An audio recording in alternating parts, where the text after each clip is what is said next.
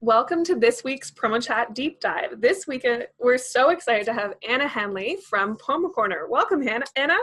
Hi, I'm glad to be here. Thanks.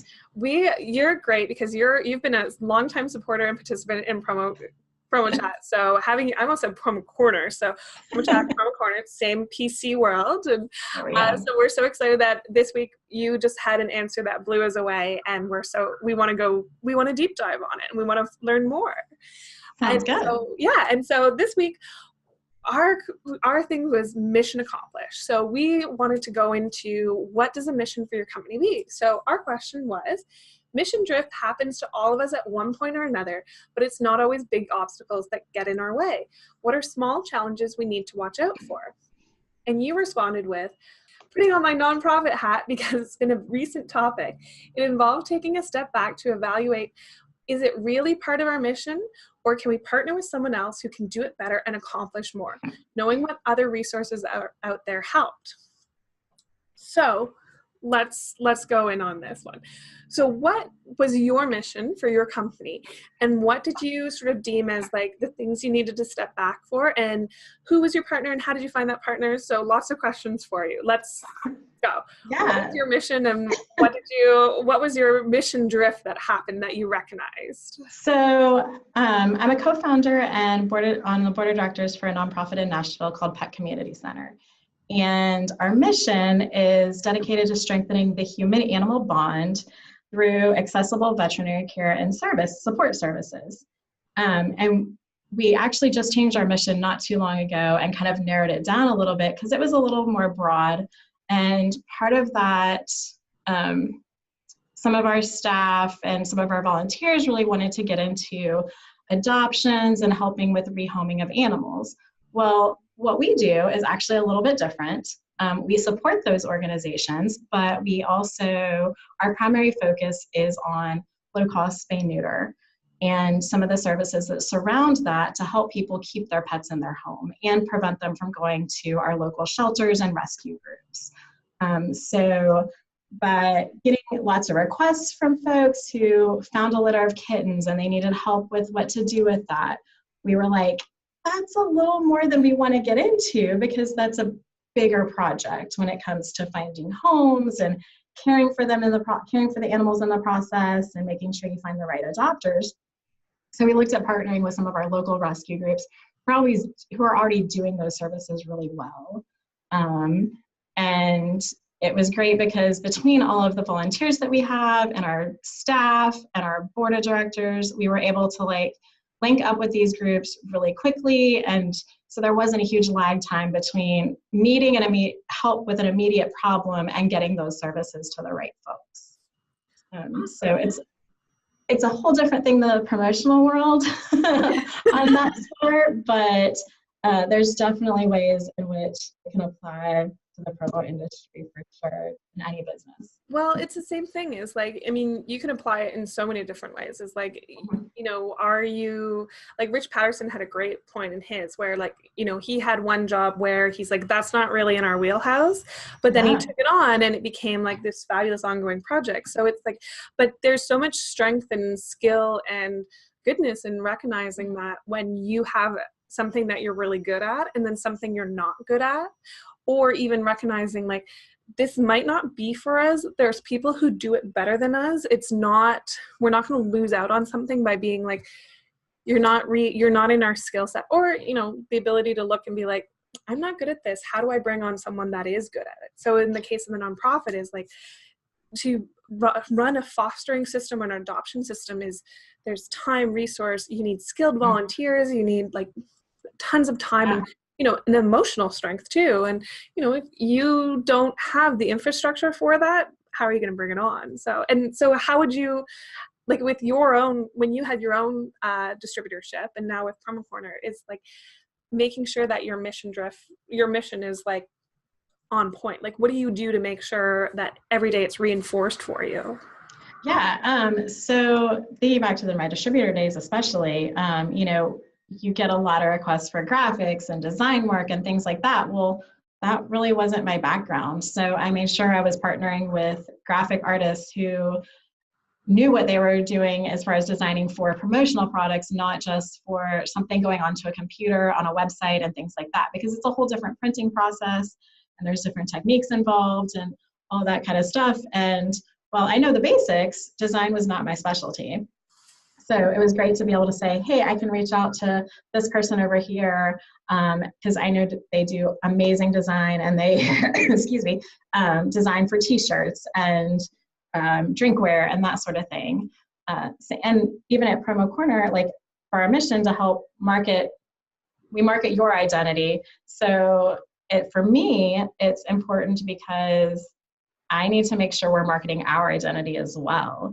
And we're focused on helping our suppliers and our distributors with their businesses that occasionally we kind of forget about ours. So, it's important to stay on top of your own, which is also a common issue for distributors because they're busy helping all of their clients. Yeah. It happens so often where it's like, it's the idea of like the shoemaker's kids have no shoes. And it's like, you're so good at looking outside, but you want to make sure that when someone looks at you, your brand is so strong and your mission is so clear and your identity is like, that's who they are, that, you're not, people are like, who, like what promo, what, it's, why should I do promo if you can't do promo? Or like, if your brand identity isn't strong, then how are you the voice of authority to go in and be like, hey, no, you know what I can really do? Brand identity. Exactly. Yeah, I know. It's funny. It's what I'm kind of working with Clearmount is like, I know sometimes like we don't have an internal awards program. And yet I'm telling everyone, I'm like, you should have an internal awards program. And again, shoemakers kids have no shoes. We're very good at looking out, but never looking in. Yes. I think that's true of almost every industry. Whatever you work in, there's still that stigma. I did dog training and behavior, and is my dog the most well-mannered? Not exactly. He's got some little challenges here and there, but it's what we do. Yeah. Well, I think because another thing that came up for the mission drift was that people kept saying like when you get too busy, the things that start to get bumped down are the things that don't seem so important to you.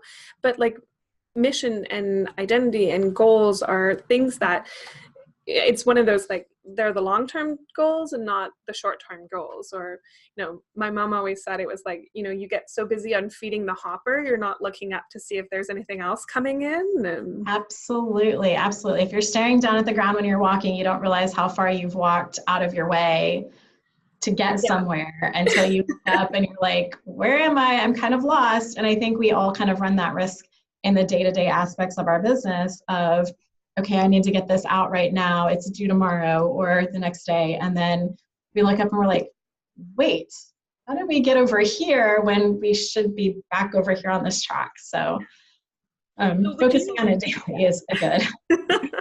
What advice would you have for someone who's experiencing the mission drift? Or what advice would you have for someone as like a good reinforcement? Like, how would you tell them, like, here's how you stay focused, here's how you know your skill set? Like, what would you have any advice, or you'd be like, I have nothing, someone give me advice? I think I can definitely use advice for sure, but I think a lot of it is remembering to stop, take a breath, and go back to the basics and kind of go back and look at your mission and see where you are and look at what you've been doing and see if that matches. And if it doesn't, then okay, how do we get back on this path? So maybe it's set a time once a week or once a month, depending on how your schedule rolls, to figure that out and go in and say, okay, I know our mission is to help others market their identity, but what are we doing for ours? Okay, let's start here now. Let's do this program. Let's implement this. Same thing for, starting an internal awards program. It's like, okay, we don't have one. Let's establish one and get back to the basics of things, which is kind of hard, especially with the day-to-day of everything. So, but that's what I'm trying to do. But I'm definitely would love the advice of others too. That's why we join PromoChat every week. It's like, can I just get all of your knowledge here? Like that's a great point. Let me stock as my own later.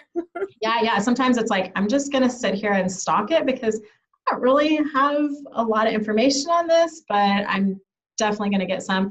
And even if I can't apply it to Promo Corner, I look at applying it to a nonprofit side of things that I do, and, you know, just other opportunities to share information with people. Yeah, it's like, I always tell people, it's like not a weakness to say you don't know. Like, Absolutely. I don't know, I'm here to learn is so strong and so powerful, to just be like, okay, instead of being like, no, I know everything, I don't need your help. It's, I don't know, I'm having trouble, what did you do? That's a great mission. That can be your mission, is like to constantly learn. It definitely is. And sometimes you don't know what you don't know. So figuring out where to start is always the hardest part. Yeah, it's so true. But I'm glad that every week you're part of PromoChat and able to help share and learn. And and having a mission, like, it's that daily stuff, is we all get very overwhelmed, and it's good to kind of go like, hey, this is what I need to do. So I have another question for you. So when it comes to a matter of like, we're not able to do this, or this isn't in our skill set, what happens when you're like, okay, we're being asked enough to do that, should we make it part of our skill set? Like, when would you say someone should look at and evaluate it? Like, would you have any markers for that? I think, one, keeping track of how often you're getting that question, because sometimes in our minds, we think we're getting it more than we actually are, because in our mind, it sticks out as important because you had to say no, that it wasn't in your skill set. And so it's constantly there as a reminder of, I couldn't do that. Yeah. So are you actually getting asked that question regularly, or is it just in your head, to be honest? And we don't necessarily do a good job of tracking that kind of stuff, just because it doesn't come to mind. It's just like tracking ROI on promotions and things like that we do for our customers. Are they actually keeping track or not? Yeah. So I think starting there, and then evaluate what you would need to do to be able to take that type of a project on. Is it more staff? Is it just a learning curve for you? Is it learning curve for additional staff members? And then determine, okay, if we add this, how does it relate to our mission? Does it actually tie into it, or are we branching out in something completely different, which is okay in the business world.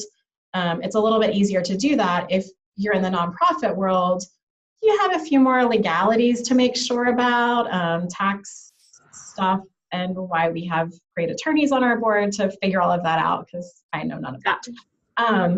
And so keeping that in mind makes a difference too. And I think in the business world, it's a little bit easier because people generally don't tell you, you know, hey, just because you're selling donuts doesn't mean you can't sell coffee. Yeah. So, expanding and branching out, you don't have to be as careful. And exactly. But it's still a great opportunity to kind of be like, and again, I love your point of, you know, write it down, like record how many times this is being asked. Because sometimes, you know, it stands out because it's no, but it stands out because it's direct feedback. And we don't always get feedback from our customers unless it's really bad or really good. So that middle ground of like, oh, if you could, that also, that stands out. For sure. Well, Anna, thank you so much for being part of PromoChat and being part of our deep dive video. And everyone, remember to join us for PromoChat every weekday or every Wednesday. Every weekday. Oh, we'd be so tired. That would be exhausting. I don't know how I keep up. On Twitter. Quit your job. It's Twitter now all the time. Absolutely. So every Wednesday at 12 p.m. Pacific time and 3 p.m. Eastern time. And thank you again to our sponsors, Maple Ridge. We're always love their support, and they do a fantastic job. So thank you, everyone. See you on Wednesday. Take care. Thanks so much, Kate.